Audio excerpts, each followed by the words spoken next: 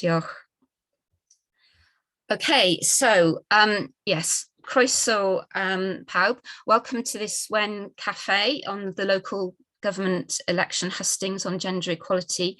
I'm Rhian Davies. I'm a proud trustee of Wen Wales, and in my day job, I'm Chief Executive of Disability Wales. I'm delighted to welcome our panellists this afternoon. So we have Helen Westhead from the Wales Green Party, Abigail Maynon from the Welsh Conservatives, Jasmin Chowdhury from Welsh Labour, Jo Watkins from Welsh Liberal Democrats, and we also have Llinos Medi Huws from Plaid Cymru. We did previously notify that Wyn Jeffries would be be the Plaid Cymru representative, but unfortunately she's been unable to join us at the last minute. So we're very delighted that Llinos Medi Huws can be here. So how it's going to run, I'm going to ask each panelist to introduce themselves and for 1 minute, and then we'll move over to pre-prepared questions.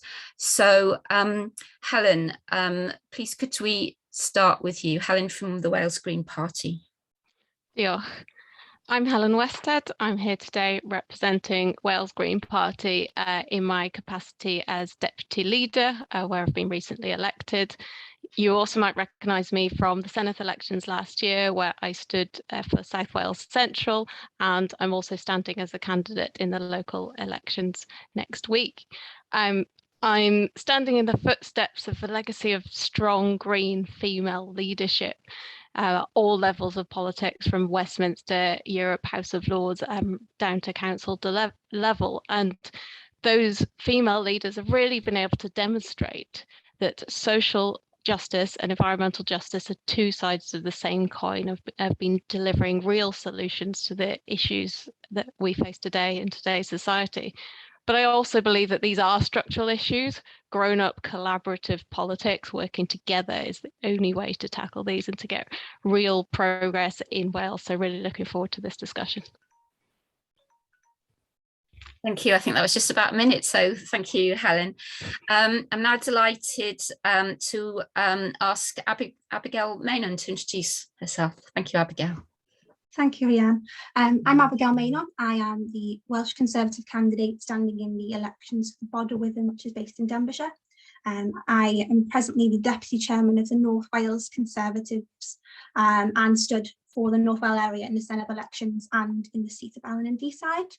I'm the co-lead of the Conservative Women's Organisation in Wales, which is a organisation trying to help the pipeline of women from grassroots levels all the way up to parliamentary, empowering them with training and support to stand in all aspects of public life. Thank you, Abigail. I'd now like to invite Jasmin Chowdhury to introduce herself. Thank you, Jasmin. Thank you. Thank you. Good afternoon, everybody. I'm Jasmin Chowdhury. I was born in Bangladesh, but have lived here in Cardiff for most of my life and have worked here for most of my life.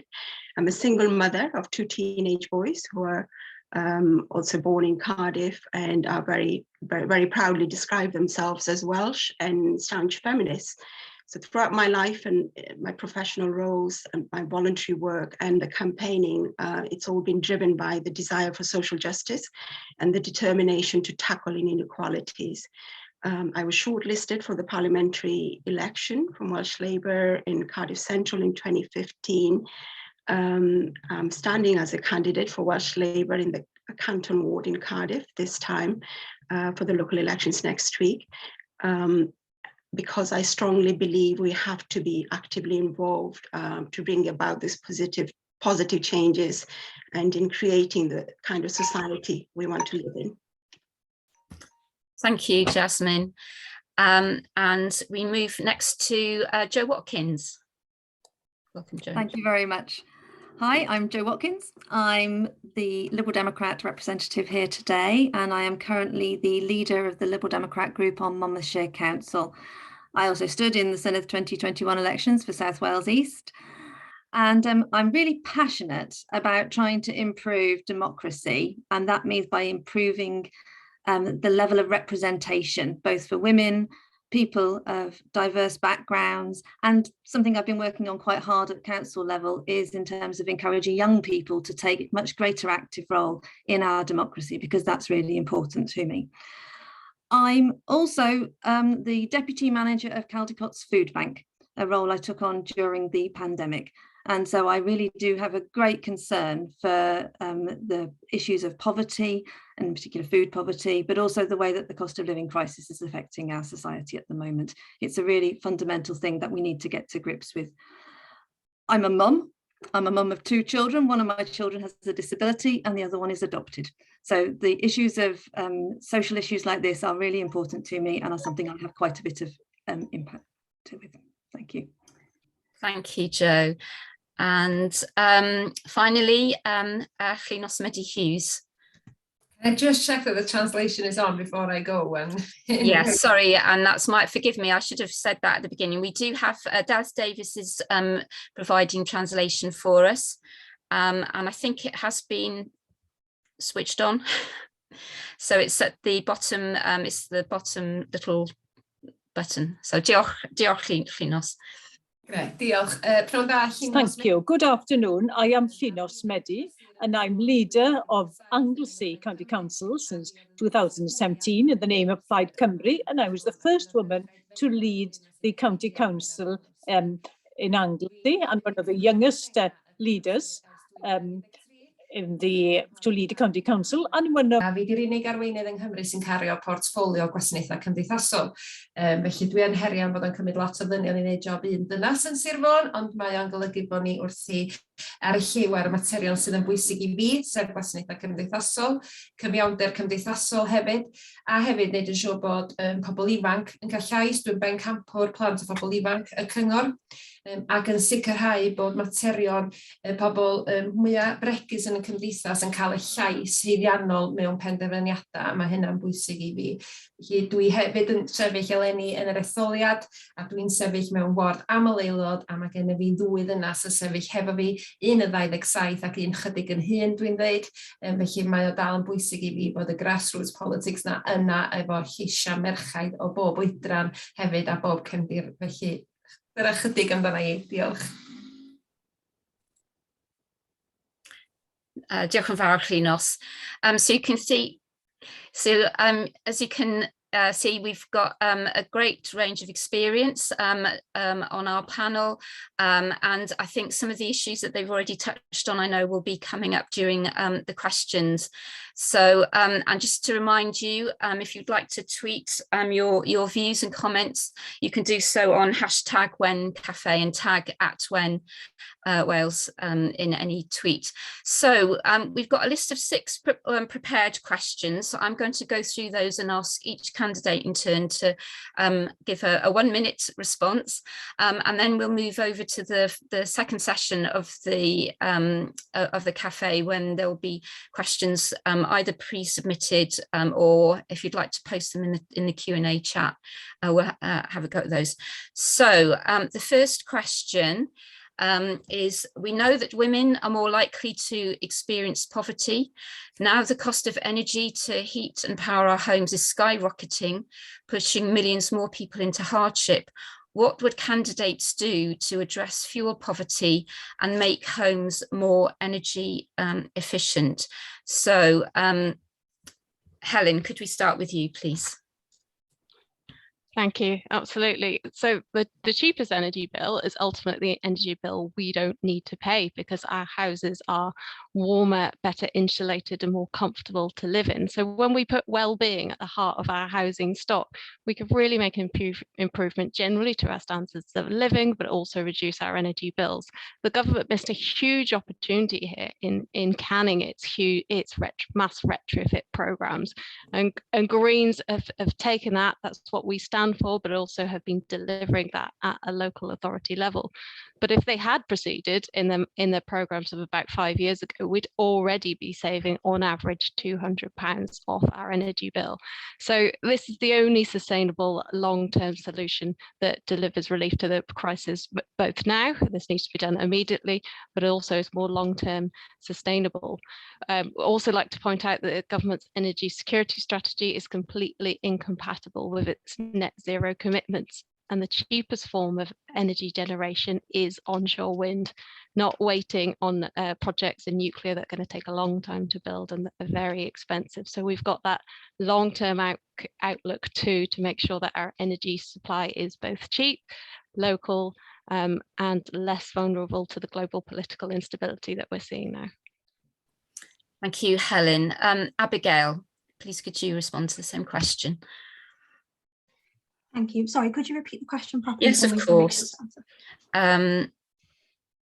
So we know that women are more likely to experience poverty.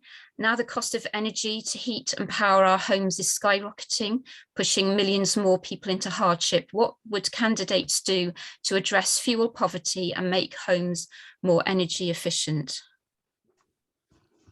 Well, I think starting with when we are working with our housing stock, making sure that they are built in a way that is energy efficient, and then addressing the issue of poverty as a holistic issue. I know that the UK government has been bringing the national insurance threshold up, so that should help these people in this situation to be better off. But sorry, I'm not doing very good at this. I'm throwing in the deep end here. I have been thrown a curveball. I wasn't expecting to speak on fuel poverty, so I do apologise. But yeah, treating it as a holistic issue and dealing with all of the issues regarding ensuring that we have more jobs for people that are better paid, so that they can afford to pay the bills that they are, but then ensuring that the homes are built in a way that also retains heat, and then working with offshore wind farms to ensure that we have onshore and offshore sustainable homegrown energy to keep the costs low. Thank you, Abigail. Yes, the questions have been chosen so that they reflect the range of issues that women from all communities are likely to experience. So thank you. So can we go to Jasmin, please? Same question. Thank you. Yes, women are disproportionately affected by poverty, which includes being affected disproportionately by low pay and the spiraling living cost, according to, we've seen this with some of the research, the Living Wage Foundation in March 22, they published their findings, which showed overall a fifth of women in work, that's 20.4%, are paid below the real living wage. That's approximately 2.9 million women across the UK, compared to 14% of men who are in this low paid band. So in the sector, I've been working in the NHS for a long time. So in social care and health, across those sectors where women predominantly, within the workforce, you see predominantly women. We also see the groups that are being hardest hit by the cost of living crisis will be those already plagued by structural obstacles, which include people from Black and ethnic minority backgrounds, deprived communities, and women. I welcome the support and the provisions that the Welsh government are putting in place to support and tackle those inequalities. Your minute says just a final, just to end your final point. Thank you. Yeah, and this go with the sort of the societal expectations, such as the disproportionate responsibility for household shopping, which women, will be, and so they feel the stresses and the effects of inflation more acutely. So okay, thank you, Jasmin. Jo. Thank you. Yes, to be honest, already in the food bank, I'm having people come up and say that they're having to choose between food or their gas bill. So this is a massive issue, and it's a huge one that we actually really have to start to address very rapidly. People are not going to be able to afford these energy bills at all. The Liberal Democrats are proposing that we should have a windfall tax on the energy companies. That then actually, because they're making a disproportionate profit at the moment, and then that can be fed through to actually reduce the rate of VAT, because VAT is the tax that affects most people across the spectrum the most. And so the people who have the less amount of income, they're going to find those effects of inflation so much more damaging. In terms of actually improving our energy supply, I agree with Helen. We actually really have to work on insulating the homes first so that we don't use as much energy at all. And that's something that all levels of government can get involved in very, very rapidly. I also believe that we ought to have localised energy providers so that small communities can have their own energy generated to actually support them locally via green means. We certainly must not go down the route of any more carbon damaging aspects of generating energy any longer. Thank you. Thank you, Jo. Llinos. Ie, diolch. Dwi'n meddwl beth sy'n bwysig yma di gwahaniaethu a dealltwriaeth rhwng beth sy'n mynd i digwydd yn lleol a beth sy'n mynd i digwydd ar lefel Cymru ac ar lefel Prydeinig, a dwi'n meddwl bod yna ambell i groesiad yma. Felly ar lefel lleol, beth sy'n bwysig bod ni'n adeiladu tai rwan sydd yn ffit i bwrpas a sydd efo costa yn ei isal neu dim o gwbl, a dyna da ni wedi bod yn neud yn barod, a dyna di'n bwriad ni barhau hynny. Dwi'n meddwl bod beth sydd wedi cael ei ddeud hefyd ynglyn â gwneud yn siŵr bod cyfloga merchaid yn cyrraedd safon. Mae'r sylw fydd o Jasmin yn fanna yn wir ym mhob darn o Gymru, a mae rhaid i ni gael y cydraddoldeb yma, a mae gen ni broblem mawr rhwng iechyd a gwasanaethau cymdeithasol sydd yn bodoli. Mae yna inequality mawr yn bodoli yn fanna, a da ni'n yn Ynys Môn, dwi wedi bod yn gwthio ar y neges yna bod angen hynny. Yn amlwg, mae yna un cytundeb rhwng Llafur ac Plaid Cymru efo cinio ysgol am ddim yn mynd i wneud gwahaniaeth mawr, enwedig fyna hefyd yn fam sengl i blant sydd yn eu harddega. Mae hwnna'n mynd i wneud gwahaniaeth mawr ac os gan ni ymestyn hwnna i'r uwchradd. Gofal plant yn rhywbeth arall hefyd yn mynd i dynnu costa. Gofal plant sy'n golygu wedyn bod merched yn gallu mynd yn ôl i weithio i swyddi sydd yn gallu yn amlwg codi'r incwm. Ond yn fwy na ddim byd bod y gymdeithas yn deall beth yw'r anghenion a bod llywodraeth leol yn ymateb i'r anghenion a gallan o ddylanwadu, ond bod ni'n disgwyl i'r llywodraeth yng Nghymru ac yn Llundain wedyn i wneud rhywbeth go iawn am y sefyllfa ar hyn o bryd. Thank you, Llinos. So so that's our first round of questions underway. So we've got another 5 to go, and I'm going to go, if I can remember, in reverse order now for the next one. So that is around childcare. The cost of childcare can be prohibitive to women in returning to work, starting work, or progressing in work after having children.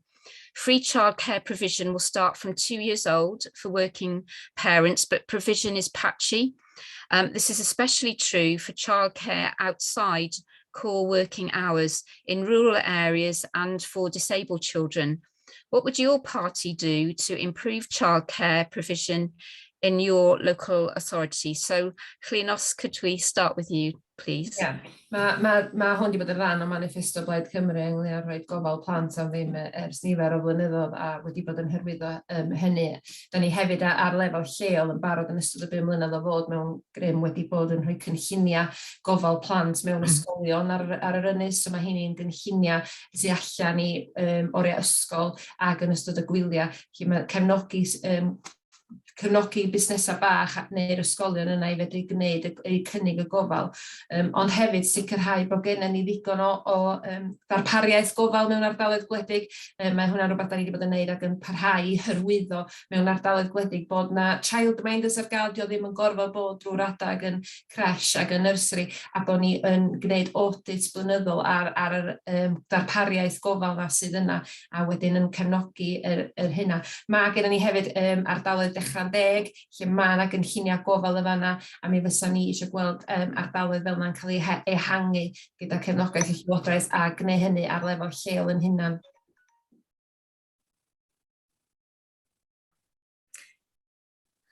Diolch, Llinos. Can we move to Jo, please? Thank you. This is one of my hot topics, and I've been campaigning on this now for years. There's really inadequate levels of childcare available, certainly here in Monmouthshire. I'm speaking to residents all the time who are talking about the fact that they're having to put down deposits now, which they're not, for nursery places, that they're not even going to use for the next 18 months. How affordable is that for our families? So no, I've been trying to champion to get a new nursery opened quite locally. And I really do feel that we need to improve the volume of places, state run, not just relying on private schemes, which seems to be the decision of the local council here, so that we can actually have a real mixture and so that parents can have choice.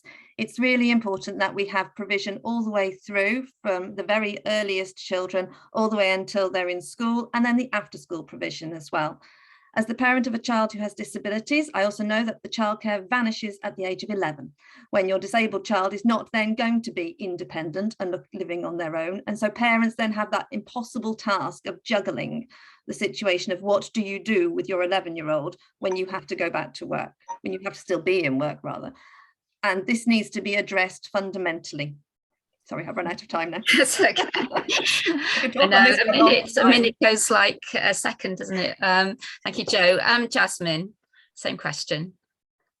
Thank you. So success to me, I think, as a woman, you know, for our freedom. And you're a bit faint to me. I don't know if that's the same for the others. Yeah, I don't know if you've got volume. Try again. Can you hear me? Yeah, brilliant. Okay, thank you. So as a woman, success to me primarily is about fulfillment and choice. And I don't think we can achieve without adequate childcare provision. It's difficult to achieve those, you know, the freedom to choose and to be fulfilled as a woman and to have that kind of economic independence and financial independence. You know, I'm sure a lot of the mothers in the online will agree with me that, well, you know, having children can sometimes mean no choice at all. They can provide them, you know, all the fulfillment the world can possibly provide. But, you know, I know from personal experiences, I've had to often sacrifice a lot of freedom. And unfortunately, we don't live in a society that sees that as a bad thing. But I was quite greedy. I wanted children, I wanted full freedom, and we need, you know, until government and corporations create equality in pay, account for flexibility for women with childcare responsibilities, you know, we will never achieve those kind of progressive policies and implementation of those policies, which creates that fairer country. Thank you, Jasmin. Abigail. Thank you. I think making sure to keep the costs low, we need to make sure that there's more choice. So it is using both state-run facilities and having private care settings, but making sure that the staff, that it's appealing and there's enough staff, so then there's enough children's places. If the wages are good enough and high enough, we're going to retain staff, which means that they then have the capability to have more children in place, which means there's a better market, there's more choice for parents and more competitive prices locally, ensuring that we give our staff the reason to want to be there, good qualifications for childcare providers and a decent wage will make sure that we retain them, and then we have a better service for our children, for our parents. Thank you, Abigail. And finally, Helen. Yeah, this is very close to my heart. As a working parent, I was absolutely staggered by both the cost of childcare and the lack of joined up thinking about what it's actually like for working parents. With the cost of childcare, the so-called 30 hours free a week for 3 and 4-year-olds barely covers one day at nursery, and parents are led to believe that this would be available to them when it's really not. I've also experienced in the ward I'm standing, after school clubs in school have a 3-year waiting list. So those services are not accessible to those parents who have kids starting school and need the most support there to be actually re-entering the workforce. And for me, it reinforces this stereotype that somebody needs to be there to pick up your child at 3 o'clock, and that burden normally falls to the woman. So what we do to tackle this is invest in after school care, more community-based services and provision, but actually have Greens in the room looking at the bigger picture, joined up thinking, looking at the cost of living for families, universal basic income that gives families, both men and women, more flexibility to work around their childcare needs. Thank you. Thank you, Helen. So before we move to our third question, just a reminder, if you want to, if you're on the call, if you'd like to post your own questions in the Q&A, please do so. I can see quite a few people have already. And also don't forget, you can tweet about today's event, #when. So we now move to our third prepared question, and very relevant and pertinent, which is about diversity and democracy.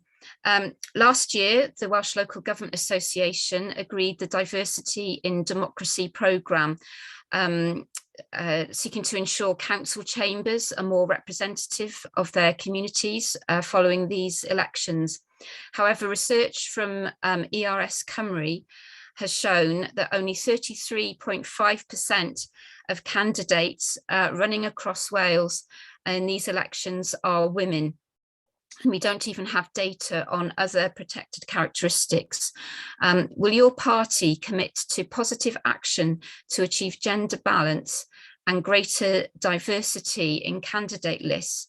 And what measures will you take? So we'll go in a different order this time. So Jo, could we start with you, please?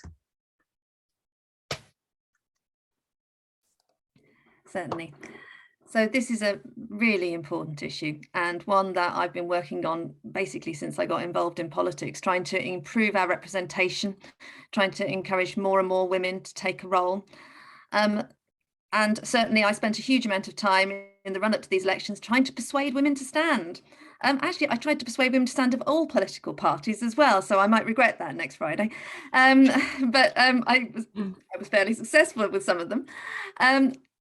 It's really important, but we have to understand why it is that women aren't standing at the moment. Why are women not actually putting themselves forward? And the reasons that women gave me as to why they didn't want to stand to become councillors was that they were concerned that politics was too shouty, politics was too aggressive, politics didn't want to hear their voices. They didn't want to get into an argument in the council chamber. They wanted to sit at a table and sort out the issues of their communities. And we have to find a way to change how politics appears to the rest of the world so that we can actually get those women there, because their voices are valid and they have a lot to offer. Thank you, Jo. Jasmin. Thank you. Yeah, I think, as you've mentioned, Rhian, we have a long way to go to achieving that goal of 50-50 representation at local elections. But I came into politics, I joined the Labour Party, particularly because I was passionate about having a voice for those unrepresented groups, such as women, particularly women from ethnic minority communities, people from LGBT communities, all marginalized groups. That was my motive, my intention for joining politics. So I'm really pleased that in Cardiff, with the Welsh Labour Party, we have got 50% of the candidates that have been put forward for the local elections are women. And 5 of those are women of colour. So I'm really, I know, women I know and have known very well have strongly fought for this. And this is what we want to see across the board from all political parties, those kind of encouragement. And I think, as Jo mentioned, there are many barriers and obstacles that stops women from putting themselves forward. And we need to make sure that we are representative, we understand, we speak to the women, understand their concerns and work with them to overcome those barriers. Thank you, Jasmin. Llinos. Diolch. Mae'n bwysig iawn bod yna fwy o ferched o gwmpas y bwrdd pan mae'n dod i benderfyniadau. Dwi wedi gweld hynny fel yr unig ferch sy'n arwain ar cyngor y Gogledd Cymru, ac un o bedair yn cychwyn ar hyd Cymru, mae'n ddim wedi fyny 6 yn ddiweddar yma, felly mae angen mwy o ferchaid yn fy swyddi sydd yn gallu dangos i merchaid eraill bod hyn yn bosib a bod gennyn nhw llais sy'n cael ei gymryd i ystyried. Yr her sydd gennym ni ydy fel iddo Joe, mae gwleidyddiaeth yn hyll, mae o'n cael ei gweld fel rhywbeth dwi ddim eisiau bod yn rhan yna fo. Compassionate leadership ydy rhywbeth dwi'n sefyll amdan. Mae'n bwysig ofnadwy bod ni'n dangos bod ni'n gallu gwneud gwahaniaeth a'i wneud o am y rhesymau cywir. Dim ond yn Plaid Cymru mae yna merchaid ar cyngor sir Ynys Môn, does na un grŵp arall efo ferchaid yna fo, ond ers i ni fod yn arweinydd, mae un o'r merchaid yna wedi bod yn y gadeirydd y cyngor sir, a mae'r merch arall wedi cadeirio'r pwyllgor cynllunio. Lle dwi wedi rhoi nhw mewn swyddogaeth, lle maen nhw'n cael ei gweddarlledu yn rheoli pwyllgorau, lle da ni'n dangos bod merchaid yn gallu gwneud hyn ac i wneud o dda, a mae rhaid i ni dal i hyrwyddo merchaid, a mae rhaid i ni fentora.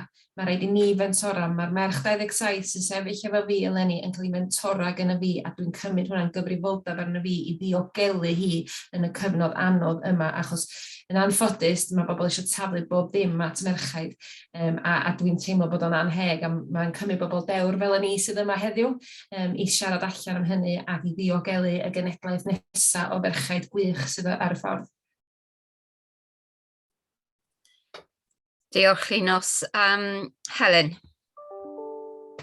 Yeah, 3 key things is women need to see people more like them in leadership, need a better working environment in council chambers, and thirdly, greater participation, removing those barriers at a very grassroots level when women start getting politically activated. At a leadership level, our leadership in Wales now consists of someone who identifies as female, me, male, Anthony, and someone who's non-binary. So we're working really together here on gender issues and pushing the agenda hard. On the working environment, I've experienced the conversations Joe has experienced, and unfortunately, based on what I'm hearing, I can't refute some of the things that are being heard about the way women are being treated and about how inappropriate behaviours at council level aren't being challenged. And women are comparing that to more progressive workplaces where they are appreciated and they do feel empowered to tackle issues head on. So we've got to deal with this across the political spectrum. And in greater participation, we have to just look at the barriers for women getting involved at a really grassroots level, but the timing of the meetings, what they feel and see and hear when they turn up, and how they understand how best they can influence. Thank you, Helen. Abigail. Thank you. I think all of us agree here that something needs doing. I think, I know in the question you mentioned positive action, and I think where some of our parties disagree is quotas, and how we go about getting more women into politics. And personally, I don't think quotas is meritocratic, it's not democratic, and we need to be working on women in the pipeline and making this a more appealing place for people to be. So using hybrid meetings, pushing for that, so that makes it more family friendly, identifying toxic nature and trying to work against making this a more environment that people want to be, and a further understanding of what councillors actually do. We've got so many women across Wales who are community champions, who care, who have empathy, and don't quite know that they can channel that into actually doing this in an elected capacity. So I think raising awareness of what your councillors do and how to become a councillor if you are someone who is community minded, and then as a party working to identify those skills and nurture them up into a great candidate and then a great councillor.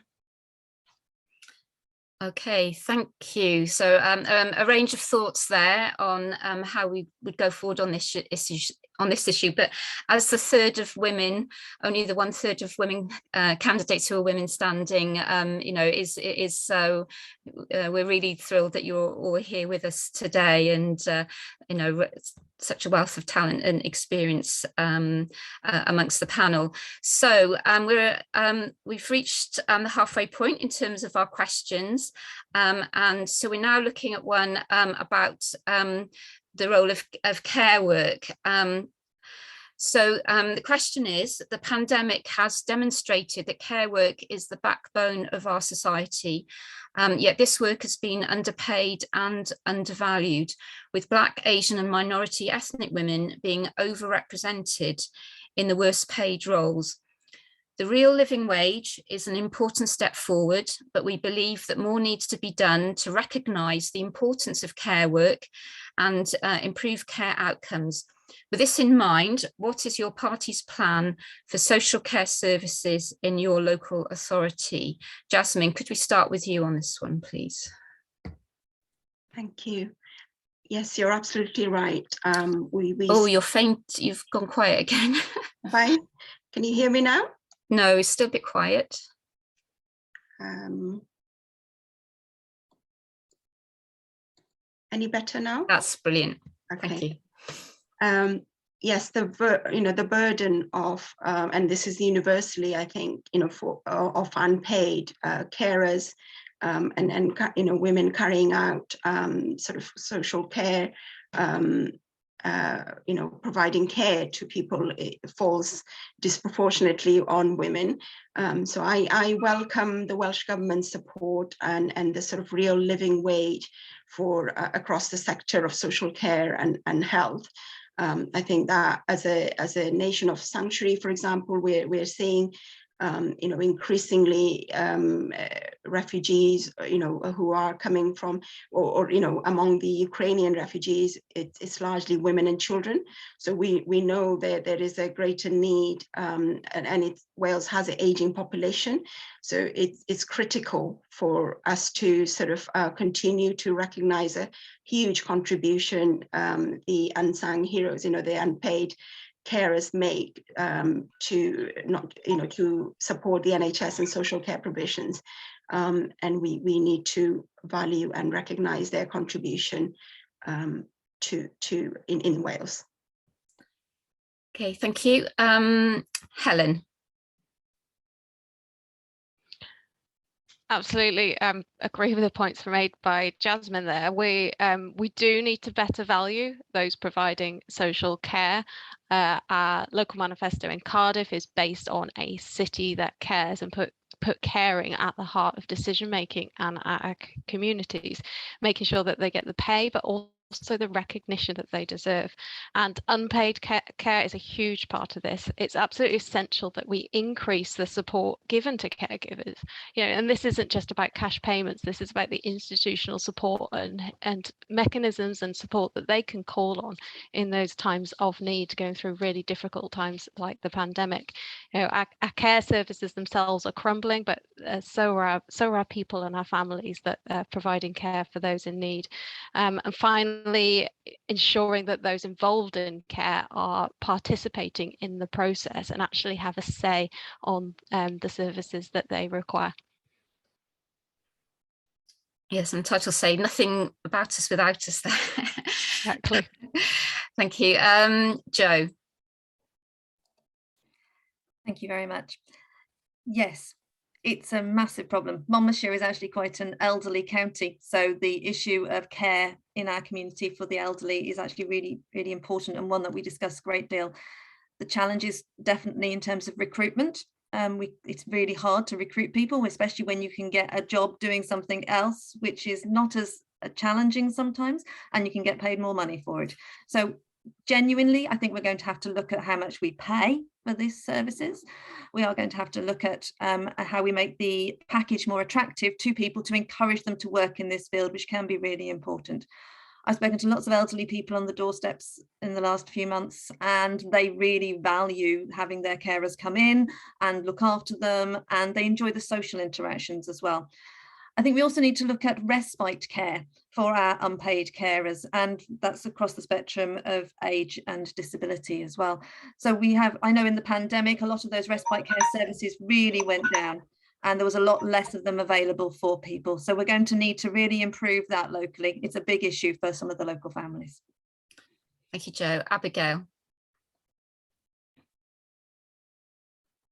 Thank you. Yeah, I think firstly, starting off with parity of the roles between NHS work and care work, valuing in the same capacity with same pay grades means that we're going to have a more attractive role for people and make them feel valued. The £1,000 bonus needs to include all care staff so that they feel valued and part of the team. And we all know that in a care home, it's you're front facing, but it's also the people who are making them their food. It's the people who are doing the administrative side. It's a team effort, so making them feel as equally valued. Ensuring that unpaid carers get the support that they need, the respite services, working with third sector organisations as well as the state to ensure that those services are there and provided for those that are doing such a vital service to our community. Thank you, Abigail. Llinos. Mi oeddwn ni'n gofalwraig, dwi wedi gofalu mewn cartrefi sawl cartre ar yr ynys a dwi'n gwybod hands-on beth yw'r gwaith a dyna pam bod fi wedi cymryd gwasanaethau cymdeithasol hefyd fel portffolio. Dwi wedi laru ar clywed geiriau a dwi hefyd yn gwybod fel arweinydd beth ydy fy nghyfrifoldeb o ran gosod cyllideb. Mae rhaid i ni gael llywodraethau wan sy'n fodlon ariannu gofal fel mae angen ariannu gofal. Dwi ddim yn cytuno bod y 1000 bonus, mae'r 1000 bonus fatha taflu tip i rywun, dydy ddim dyna dio, da ni eisiau rhoi safon i'r gwaith yma achos mae o'n gwaith skilled. Mae'r ffaith bod nhw'n hynod yn cael ei adnabod fel skilled workers yn hythryddo fi. Dyma bobl sydd efo compassion, sydd efo'r gallu na i ofalu ac i wneud yn siŵr bod yn anwyliad ni'n cael ei diogelu yn ei cymunedau neu fod o yn mewn cartrefi a beth sydd eisiau cael ei urddas mewn gofal. A mae hwn yn rhywbeth dwi wedi bod yn hyrwyddo. Mae'r sgyrsiau fi efo'r llywodraeth i bod dydy real living wage yma'n mynd â fod digon bell.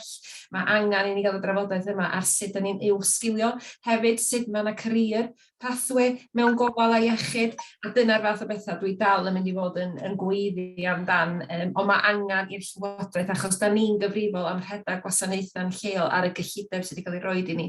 Mae hwn angen blaenoriaeth cenedlaethol, da ni'n isio hwn edrych y wahanol rhwng ffiniau cynghora, mae rhaid i hwn fod ar hyd Gymru. Yes, the postcode lottery. Thank you. A very passionate range of thoughts and insightful comments there. We're moving now. We've got a couple of questions to go. Very pertinent issue around violence against women. Tackling violence against women is a priority for our members at WEN, but many women are not adequately supported due to a lack of specialist services, particularly disabled women, for example. How will you make women safer in our communities, both at home and in public? And how will you ensure specialist support reaches the people who need it in your local authority? And I know we've got colleagues here from Welsh Women's Aid who have launched their own manifesto. So I'm just getting the details up about that. The Change at Last model and seeking support from candidates about tackling and prioritising ending violence against women on a local level and seeking support for that. Perhaps we could have a link to that in the chat. So, Jo, could we start with you, please? Thank you. The issue of violence against women is always terrifying, and whenever we see it in the news, it always is very worrying, and we see the statistics and things are not getting better. If anything, it feels like they're getting worse. Locally, we are trying to make sure that all the council officers are well trained, and we're trying to get it out into communities as to where they can find access to the support that people might need. Through the food bank, we have been doing that as well. We try to have extra routes so that it can be based in the community, so women know where to go to get the help and support. And we really do need to make sure that is fed out. Fundamentally, about making things safer, though, we're going to have to start with trying to sort out the root causes. And that means getting the education out there into our schools, into our communities, to start having people really pay attention to what it actually means to have those inbuilt prejudices that go on, and also to find ways that women can feel that they can express themselves, to let the people know when they're not feeling safe. So we do need to really sort that out, write it in our schools, and also then across all of the different workplaces. Thank you, Jo. Abigail. Thank you. On a localised level, the Welsh Conservatives believe that women have the right to feel safe in public spaces, and work in partnership with the UK government to make sure that women and third sector parties to make sure that women can feel safe in all public spaces.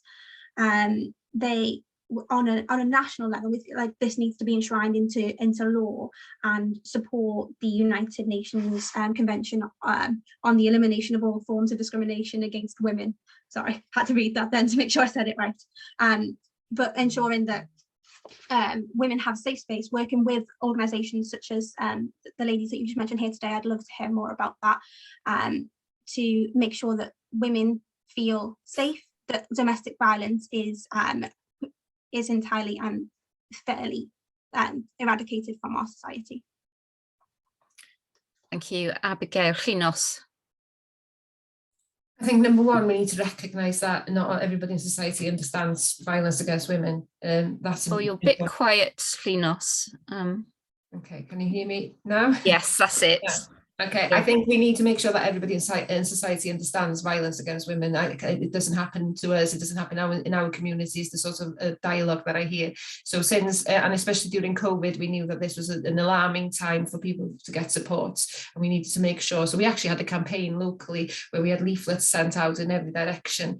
We also have a safeguarding course, and that we make sure that not just our own staff, but that we also make that available to anybody that work for the council that is subcontracted to the council as well.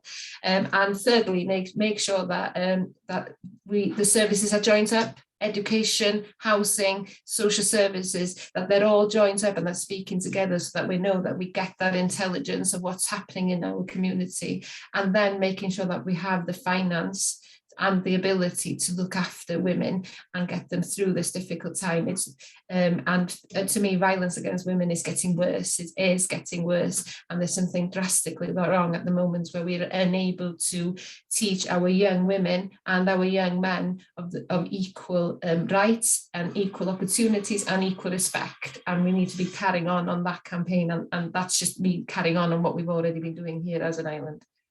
Yeah. Diolch, Llinos. Jasmin. Thank you. So according to the statistics, show 1 in 3 women in Wales will experience domestic abuse at some point in their lives. And it can happen to any one of us, any race, creed, class, profession. So it means if you're in an organization which employs 500 women, for example, it's likely around about 166 of them will have experienced domestic abuse at some point in their lives. Now, as someone who's been through an abusive relationship and have worked in the sector, I was involved as a research manager I worked as a research manager with Bowso at the time. Welsh Government were putting together the first legislation in the UK to tackle violence against women. I spoke to many victims, and from personal experiences, I know, for example, women from ethnic minority communities will often allow actions, their actions to be dictated to them by cultural expectations and the handcuffs of traditions. And we see that, to be honest, across the board. So, until we can create those kind of safe environment for women to engage with us in dialogues, to feel they are represented, at the levels where decisions are being made, and institutions, the structural failures to deal and to protect women are, which leave us at disadvantage. I think we at every level, local, national, UK-wide level, have to look at this issue that kind of darkens everything we do. Thank you, and particularly for in terms of your own experience. Thank you, Helen. Absolutely. With violence against women, as is anyone, it's completely unacceptable. I've experienced misogynistic comments on my doorstep in front of my 4-year-old, which is just not acceptable. So I think local authorities are guilty about thinking about this in silos. Let's deal with women's issues. Let's deal with Black, Asian, and non-ethnic ethnic minorities and let's deal with the rights of disabled people. No, actually, let's build safe community spaces. This means not building new housing estates where communities don't have the access to basic public services or to safe, affordable means of transport to their workplaces. You know, let's put well-being and safety alongside decisions that are being made at a local authority level in council and chambers, and look at the bigger picture. Tackle inequality as a means to combat violence, and tackle it at the root cause. Thank you. Well, I have covered everyone, have I? Yes. Yeah. Thank you. Yeah. Thank you so much. That's such a. I know it's a very deeply felt issue, and thank you for all your considered responses. So I'm going to move now to a question that we've had submitted by the audience. So thank you so much for all the questions you're putting in the chat. So this is about. I suppose in a way a related issue about violence and sexual harassment in schools, with the shocking findings of the Estin report regarding violence and sexual harassment against adolescents, primarily girls, in Welsh schools. What steps would you expect Welsh councils to take to protect the privacy, safety and dignity of girls whilst at school? And then we've also had other questions in relation to the self-harming of amongst schoolgirls as well. So a real issue of concern. Abigail. Thank you. So don't know where to start with that one. So with the self-harming of young people, I actually volunteer as a childline counsellor, so I actually get to speak to these young people. It's a very difficult subject to broach and to advise on in a counsellor capacity. When they're speaking to us in a safe way, we're actually advised to talk to them about remaining safe while they do this, rather than telling them not to do it, because for some young people it is a way that they cope. So I think it's having conversations, trying to find the root causes of why they are hurting themselves, and eliminate that rather than shaming people for self-harming. Going back to the safe spaces on protecting young people in schools, everyone should be able to have a safe and protected space to change and whatnot. Thank you, Abigail. Helen. I really feel for schools in this situation, because with the digital age and social media, the world our children are growing up with is completely different and is changing very quickly. So I'd like to see, rather than schools being left to sort of figure this out, more leadership at the local authority level and at a national level to just keep up with the times and provide that guidance and support of real practical, tangible actions. I've also seen, I'm a martial arts instructor, and we have policies around this and how to really help people who are suffering with self-harm issues to feel included and to deal with it quite sensitively and give them a safe space, so that, you know, if we can do that on a national basis in the context of a sports organisation, let's see more of that at a local authority level too. Thanks, Helen. Jo. So I think in terms of safety in schools and what local authorities can do, I think local authorities do have to lead. They have to set the policy that they then expect that the schools will then be able to implement that. And I think that has to be around making sure that the young people in schools have the opportunity to flag up whenever they're feeling threatened or made to not feel safe, either in person or actually online. And online, as has already been said, is a massive issue for our children at the moment. Young people are really exposed. I hear terrible things through my children's schools, incredibly young children getting exposed to things quite by accident as well. And so we really need to make sure as a council that we have the lines that those children can come and can report it, can feel that they're not going to be vilified themselves for actually saying that there's a problem there, so that those young people can be supported themselves to get through what can be a very, very difficult time. We've had some serious issues locally. The pandemic has really damaged so many children's mental health that we really have to start really tackling that root and branch and making young people feel better about themselves. Thank you, Jo. Llinos. Diolch. Mae gennym ni bolisi ar hyn o bryd lle mae awdurdod da ni'n hyfforddi. Present as an authority, we have trained schools to be trauma-informed schools so that people know what the effect of self-harm, etc. is, so that staff cyfnod da ofnadwy anodd o'i bywyda, a hynny yn ei dro wedyn yn golygu bod y bobl ifanc yn teimlo'n gyffyrddus i siarad. Dwi hefyd yn gadeirydd ar gorff llywodraethol ysgol uwchradd, a mae hynny'n ofnadwy bwysig. Mae grymuso llais y plentyn yn rhywbeth hanfodol, mae gennyn nhw'r hawl i'r llais yna, a mae rhaid i nhw wneud nhw deimlo bod gennyn nhw le diogel i mynegu pryder ac i rhannu unrhyw intelligence, achos mae pobl ifanc yn cario lot o intelligence gennyn ni ddim syniad amdano fo.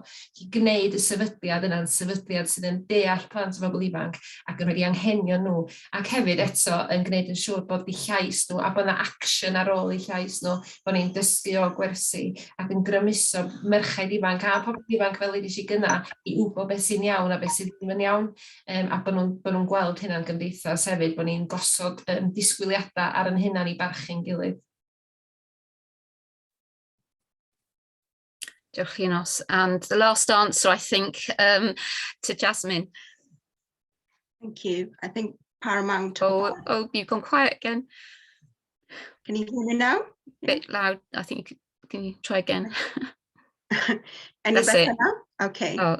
Okay. Yeah. The safety of our children, particularly in school, is paramount. And I think the Hustings reports, recommendations around how schools monitor and record any incidences, any reporting of, first of all, children, young people should feel safe and confident enough to report any incidents of any sexual harassment, any discrimination, any bullying that goes on, feeling safe to report that. Schools need to monitor that, and staff in schools need to feel adequately equipped with the right kind of training and support to deal with these issues and to provide the best care, support and education to our children. Thank you, Jasmin. Well, unbelievably, our hour is up. We've had an incredibly rich discussion and range of contributions. So I'd like to, on all your behalf, I'd like to thank our panel for being with us here today, and I know they've got very busy schedules with, as we can see, they're all juggling multiple roles as well as campaigning. So thank you, we really do appreciate you being here, and poor luck with your campaign. Can I thank the team, Team Wen, who have arranged today's event, and thank you all for participating.